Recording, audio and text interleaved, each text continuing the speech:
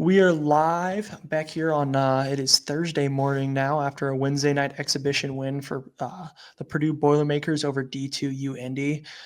Not exactly the most, easy, most takeaways to come from this game just because of competition level, but it was nice to see Purdue cruise to a very, very easy win. Jakari Harris led this team in scoring with 20 points. I just want to throw it to you, Ethan, for your takeaways first. Just kind of initial thoughts on this game. Yeah, it was nice to see Purdue get a comfortable win. It was over Division two opponents, so there's nothing too crazy to take away team wise here. This is kind of what you'd expect, a 92-49 win. But on the player level, I thought there was a lot more you could take away. Even though it was an exhibition game, kind of saw some struggles for some guys through stretches of the game, who then figured it out later. And the team as a whole kind of went through some slumps and then kind of fired on all cylinders at various 4-minute stretches throughout the game. So yeah, it was just good to see the guys get out there and kind of their last tune up before it starts for real next week. Yeah, I completely agree. I think there was some good, some bad. You saw, I think, a little bit more ran offensively than you did against Kentucky. Still not a ton, still a very vanilla offense. And with that, I think you saw some struggles, especially early. I think there was a kind of a switch flipping moment for me in this one a little bit where it looked like this team started to figure it out a little bit against inferior competition, kind of say, you know what, like if we run our stuff, we're better than these guys. And just, there was just a little bit level of intentionality, I think, that kind of switched when the game got a little close there at the end of the first half. I think UIndy cut it down to like 10. Jakari Harris hit back-to-back threes, really pushed the lead back up to 18 and kind of never looked back from there. That was kind of the moment where I saw guys start to figure it out a little bit. It looked a little sharper. It looked a little bit more intentional. I think the effort raised a notch. I think you saw Trey Kaufman-Renn in particular in the second half really kind of change how he approached this game, this matchup. He really, I think, kind of took a little bit of a lackadaisical approach in the first half. And in the second half, I thought played really hard. I think if you get the version of Trey Kaufman-Renn that played in the second half for the entire season, you're very, very happy. That was a productive offensive scorer. He was engaged offensively. He was a productive passer. And I thought it rebounded well. I mean, UIndy was not a great barometer for success, and I think that can't be reiterated enough. But Trey Kaufman-Renn was physical. He kind of imposed himself a little bit on the glass in the second half at times in a way that I don't really see Trey Kaufman-Renn doing very often, even against inferior competition. So I think that was it felt like a switch flipping moment for me where I think this team realized they had to still come out and execute. It was a little bit of a wake up, in my opinion. Yeah, I completely agree. There were definitely some signs early on that, particularly the stars on this Purdue team, were not particularly engaged in this game the way they would be in a regular season game. I think that was extremely clear with the way Braden Smith and Trey Kaufman-Renn played. Um, TKR early on was badly missing shots, his effort. Um, I don't want to call someone lazy based on an exhibition game, but it was a lazy effort from him. And Braden wasn't quite as loudly bad early on, but he was clearly not hunting his shot or taking it terribly seriously. He was mostly looking to get other guys involved and put on an exhibition showcase for some of the guys who maybe won't be quite as involved once the season actually tips off. So I don't think there's a whole lot you can take away from the two of them. There's probably a conversation to be had about the spacing TKR will play with this season, but I think until it gets for real, I don't want to take too much away from that. Right now, the fit between him and Oscar Clough does look a little bit clunky, but overall, I don't think that's a long-term concern. Yeah, I agree. I think, again, Clough, kind of similar to TKR, started to figure some things out in the second half. Clough was kind of my biggest loser from the first half. I thought he really, really struggled for most of the first half, but I think there were some bright spots in the second half, and he was all in his lows were overshadowed, in my opinion, by Jacobson's highs. And I think that's a really, really good sign for what's to come down the line. And I think that's kind of a good segue to get into, I think, a conversation. I'm not sure we were going to have this early in the season, but the front court seems to be in question again, almost more than the back court at this point. I think you're not quite sure still what you're going to get from the 5 spot, in my opinion, with Clough and Jacobson. I do think there's a world where Jacobson just had a lot of success playing against a smaller team that just couldn't handle 7'4". However, he looked comfortable. He looked like he fit next to Trey Kaufman-Renn. He looked a little bit more mobile than he did against Kentucky. He just looked a little more comfortable. And I'm wondering if just getting him, especially since he didn't get to play his freshman year, he's still essentially a freshman experience-wise. He coming off of injury, hasn't had a ton of game action since he broke his leg. I can imagine that would be hard to get your mobility back at 7'4", coming off of a broken leg. And I think it may take a few of these bye games to figure out, but I think that there's a very, very bright future for Daniel Jacobson, and I think it's coming a lot earlier than I thought it would, coming into the season. Yeah, there's been some conversations online from Purdue fans about like, oh, should Daniel Jacobson start for this team? And I don't think we're there yet. Like you said, this is a Division II opponent. You would kind of expect the 7'4" guy to have a lot of success against them. UIndy has one player taller than 6'7", so there's not there's not a lot of resistance down low, despite all the foul trouble that both Clough and Jacobson found themselves in. So take that with a grain of salt. But Jacobson did look extremely comfortable in this game. He moved pretty well. He was perfect from the floor, 5 for 5, 10 points, 8 rebounds, led the team in rebounds. And he did have 4 fouls, 3 turnovers, so not ideal. But in just 16 minutes, he had 10 and 8. And if that's the kind of production that Jacobson can provide, that's going to be extremely helpful for this team. He had a couple blocks as well. Just overall, I thought he looked really good. And to your point about fit, that's kind of always been the thing with Jacobson versus Clough, right? Is like Jacobson is clearly the better fit, not just next to Trey Kaufman-Renn, but for the team as a whole. For as bad as our interior defense was last year, he's a shot blocker around the rim. He has the size. He can space the floor on offense. He's a great lob threat. So the idea of like Clough is clearly the better scorer. In theory, he's the better rebounder.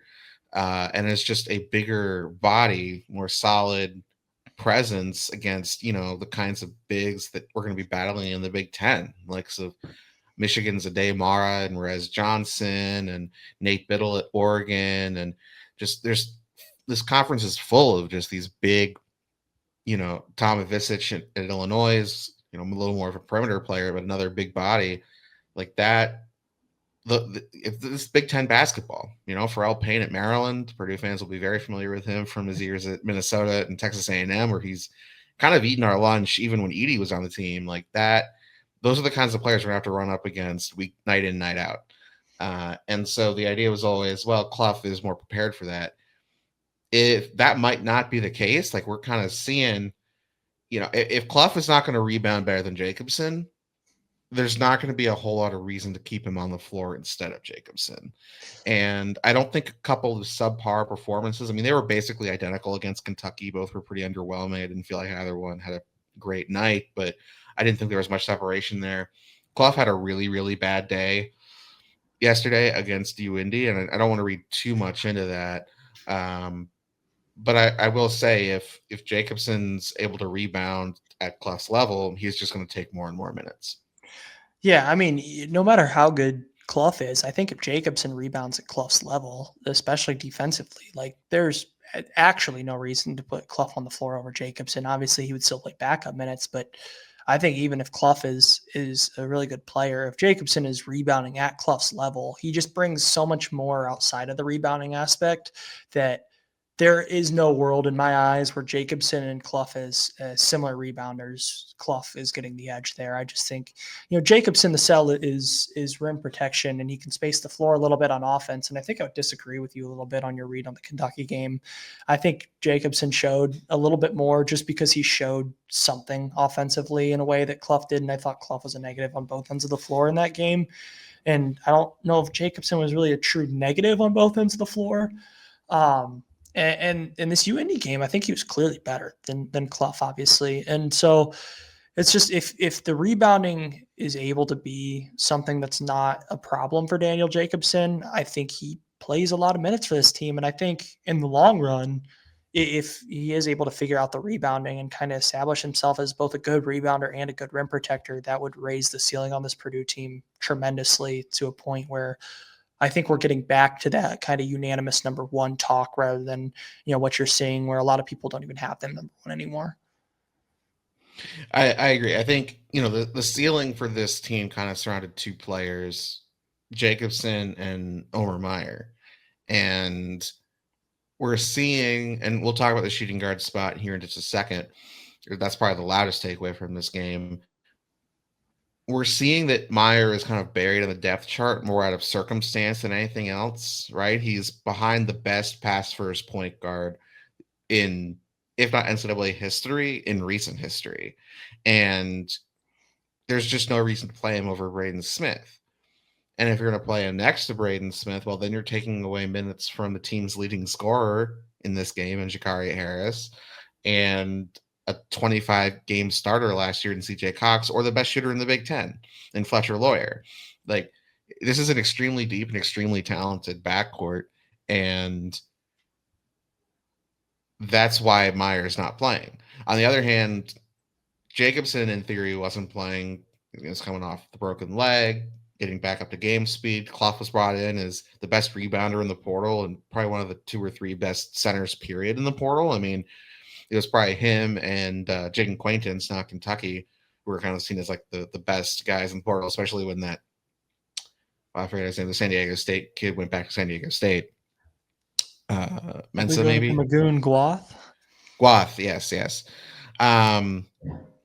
But like, if Clough is not playing to the level that we kind of hoped he would, if he's closer to what he was at Washington State, where he's a solid rotational big Power 5 level, but not a difference maker like he was at South Dakota State, that opens the door for Jacobson to kind of take more minutes. If he's ready for those minutes, if he's able to produce, I think that's a huge ceiling raiser for this team, especially once we get around to March. I completely agree. And I wanted to kind of move to the shooting guard spot. You kind of got there first. Jakari Harris was, in my opinion, the best player on the floor this game. He was awesome. 20 points, 7 for 10 from the floor, 4 for 5 from 3, 2 for 3 from the free throw line. He had 8.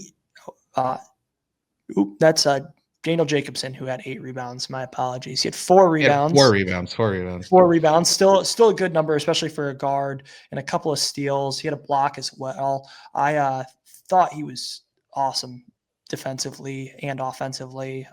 He looks like the guy that we were kind of told was maybe coming. Shout out Brian Newbert, ahead of the curve. Yeah, this was the Jakari that Brian was talking about all offseason. This is the guy that took a massive leap. This is the guy that fits perfectly in between whichever guards you want to throw on the floor with him, especially Braden Smith. I think he really figured out how to play with everyone around him more so than anybody else on this team. And I think that's a bigger deal than people are making it out to be. I think, there's a lot of talk about how, I think something that's undersold is how difficult it is to play next to Braden Fletcher and Trey Kaufman-Renn. And I think my takeaway from this game is the one guy who has truly figured out how to play next to those 3, seriously has it figured out how to play next to those 3, is Jakari Harris. He knows where to be. He knows how to fit into this system. He's a smart basketball player, and I think the skill and athleticism is there as well. And now you're seeing the confidence start to grow. I'm very, very, very excited for Jakari Harris. I think both games you've seen him not start and CJ Cox start at the shooting guard spot. And I think that's a tactical thing. I think they've made a concerted effort to try and get the Braden Smith, Jakari Harris, Omer Meyer lineup onto the floor. And I really love what that lineup has done so far. So I think Jakari is kind of my biggest winner from this exhibition. But I think overall, the main takeaway should just be this team has a lot of guards that are really, really, really good. There are 5 guards on this team that I think are incredible basketball players and would probably start for a large amount of teams in the Big Ten. Yeah, absolutely. And to the point about Jakari not starting, there was a quote he gave earlier this summer where he was talking about not necessarily being the guy to start, but being the guy to close. And I think we're pretty clearly seeing Jakari Harris is going to be part of this closing lineup for Purdue. We saw it last season, Purdue fans will be familiar, right? We had CJ Cox and Caleb First in the starting lineup, and quite frequently, Cam Heidi and then either Miles Colvin or Chikari Harris or CJ Cox were kind of the closing lineup, depending on which of the three guards was kind of playing better defense in that moment. But the spacing and rebounding that Heidi provided, even in though we didn't live up to expectations on the season as a whole, by the end of the season, he was part of that closing lineup. I think we're going to see the same thing from Chikari Harris. Like you said, he's figured out perfectly how to fit between these guys. To your point, part of the struggle for guys playing next to our star trio is that there's just not many shots to go around, right? Trey Kaufman, Wren, Braden Smith, and Fletcher Lawyer are going to command a ton of shots in every game. And so you need to provide more than just scoring. You need to be able to hit open shots, but it's not like you're going to be getting up 10, 12 shots a game most of the time. And we saw that against Kentucky. Chikari played a lot next to Braden Smith and Trey Kaufman-Wren and didn't take very many shots. In this game, he played with a lot of the backups more frequently because, our starters didn't play as many minutes. And he was so confident. I mean, the number of step-in threes he took, he never would have taken those last year. And it was awesome to see those go down. It felt like Mackey was really rallying around him. And when he would check back into the game, you could just hear the crowd go wild. And just as a fan, it's really cool to see. Happy for the guy. And, as an analyst, it's very good for the team. I think, Jakari's size, defense, he's the best rebounding guard we have, aside, I guess, maybe for Braden, ironically. But, all those things, he just provides a lot. His long arms, he's pesky around the ball. A lot of those things can be said about CJ Cox. So don't misunderstand me. I think CJ is a good player, and clearly there's a reason they're kind of staggering the lineups like this. But the shooting guard spot's in good hands between the two of them. Yeah, I completely agree. I also think Jakari has the most potential as kind of the guy to get to the basket and get to the rim, put a little bit of pressure at the rim. He's the biggest body out of all four or out of all five, in my opinion. He's probably the most athletic, unless you want to say Braden's more athletic. But Braden's so small that it's really tough for him to go finish through contact at the rim, even though he still is pretty good at it. Yeah, I think it's can't even really knock CJ because it's not like he played poorly. He was 2 for 3 from the floor, 2 for 3 from three. He was 1 for 3 from the free throw line. Got downhill a little bit himself. Played really good defense. He had a steal as well. Yeah, I think that the shooting guard spot is going to be very good this year. I think it's going to be really strong. I think Jakari maybe fits a little bit better with what they want to do. Just he's not quite as off the dribble as CJ is. CJ is this kind of like energizer bunny, like off the dribble, go light up for 11. Like he went on that 9-0 run last year against Alabama. And I think Jakari is a little bit more of that steady Eddie. I'll just stand on the 3-point line. If I'm open, I'm going to hit the shot. I'm going to play good defense. I'm going to rebound. I can get to the rim a little bit. And they're both going to be really good players. And I think that kind of segues us into the fifth guard and conversations around Elmer Mayer. I think this is a little bit more of a coming out party than Kentucky was. I still don't think he's had his true coming out party. I'm waiting for that first kind of bye game where he gets run with the walk-ons as the true point guard on the floor for once and just goes for like 18 in 4 minutes because that's who he is. He still played good, showed a lot of good things in my opinion. He was 2 for 5 from the floor, 1 for 4 from three. He was 3 for 5 from the free throw line. I thought he made it a point to get downhill a few times again this game, like he did against Kentucky. He continues to kind of show that that's not a complete hole in his game the way I thought it might be coming into the year. And I think another thing to note was I thought he was pretty solid defensively tonight or last night. I think he showed a lot of positives on and off the ball. I don't think he was ever really that lost. He got lost in rotations a couple of times, but it very freshman-esque mistakes and not very defensive hole-esque mistakes, if that makes sense, in my opinion. I don't think he's getting lost every possession down the floor, and he's definitely not getting beat by his man, which is a very good sign to me. There's a little bit of a Miles Colvin problem with Omer's defense right now, and fans will remember 2 seasons ago in Edie's senior year, Colvin kind of fell out of the rotation for the bulk of Big Ten play because he was such a negative defensively, and it wasn't because I mean he had sky high defensive like the frame, the athleticism, the size. He was just getting lost off ball constantly. He was a good point of attack defender and was just such a negative in Purdue's scheme until they started to figure it out towards the end of the year. And now Omer isn't nearly as athletic as Colvin, and he doesn't possess that kind of potential. But it's sort of the similar idea of like when he's guarding his man one on one, he's got size. He's quick enough to not get immediately blown by. It's not going to shut the water off on like a opposing point guard, right? But he can hold his own. It's sort of all the other mental stuff, making sure he's sticking to his rotations, watching cutters, not ball watching, being aware of his man and the rotations of the defense as a whole. And that's, I think, still a work in progress. If he can come along in that area during the season, he'll earn more minutes, I think. Yeah, I would even go so far to say is I don't really think that like ball watching or getting just kind of losing his man has been a major issue. I think the biggest issue for me that I've seen so far is he struggles in rotation and from the limited amount of European basketball I've watched, I think that's the kind of one of the big differences on the defensive end is how quick the rotations are on the American side of things. Just because oftentimes the American game is a little bit more, kind of slanted towards athleticism and getting downhill and threes and layups, whereas the European game is a little bit more conceptual and running your stuff, and that's kind of where I think Omer is probably a little bit better on defense is navigating complicated actions, just because he's seen so many actions ran in Europe, but those rotations, he does get lost at times. He's going to the wrong guy. And I think Purdue's scheme is a little bit unique. It's a little complicated on the defensive end in rotation and just who to tag, who to go to. And I think we'll see him kind of come to that. And he really has looked like a fifth guard who I can't reiterate this enough. I think Purdue has so much guard depth this year.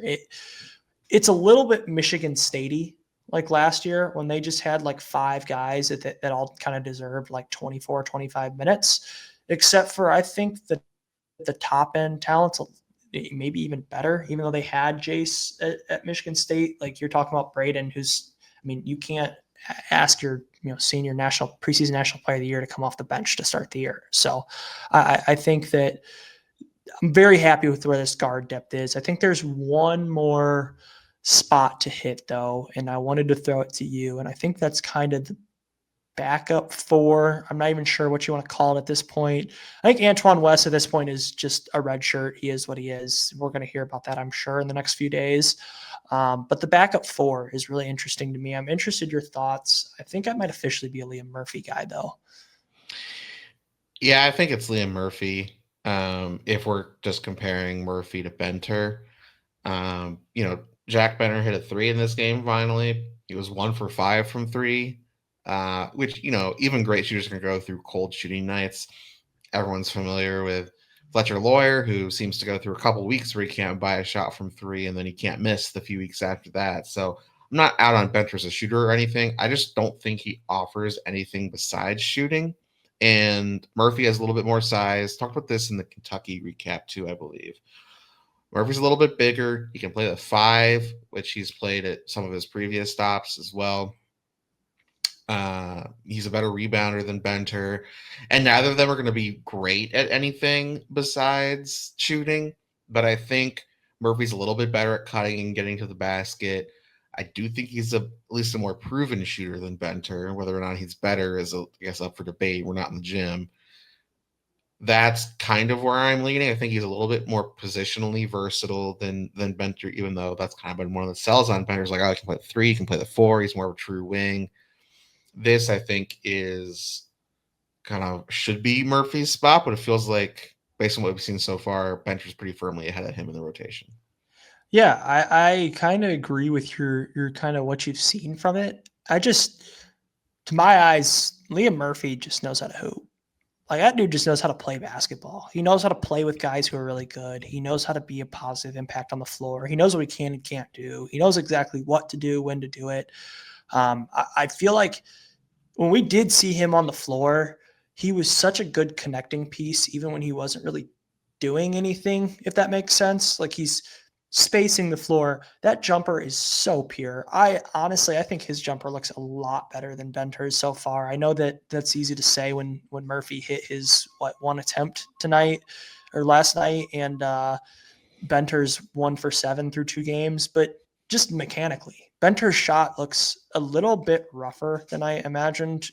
It just looks difficult. Benter's shot looks high effort in a way that Liam Murphy's looks so easy and smooth, like he could repeat it a billion times and it wouldn't change.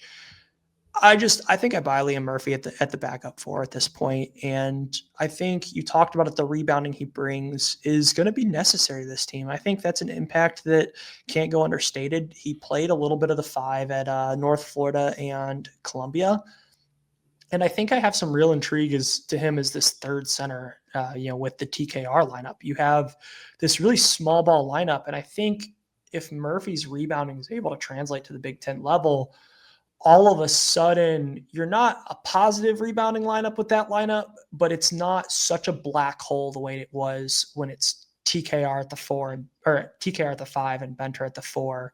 It's now Murphy at the 5, TKR at the 4. The rebounding is not going to be good, but it's okay to make that lineup's offensive impact mean something.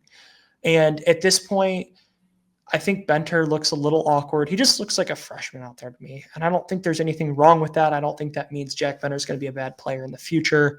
But Liam Murphy looks like a senior and Jack Benner looks like a freshman to me. And I think that's kind of the too long don't read version of my kind of monologue there. Yeah, I'm with you on that one 100%.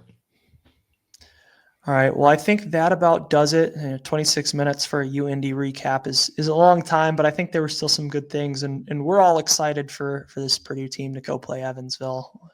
And so we will see you for that one. We will be getting a preview out for that. I know we missed one of those. Ethan had some issues with the Best Buy and the laptop, but we are back, and so we will have that preview up soon for you guys, as well as our full episode. Thanks for listening, everyone.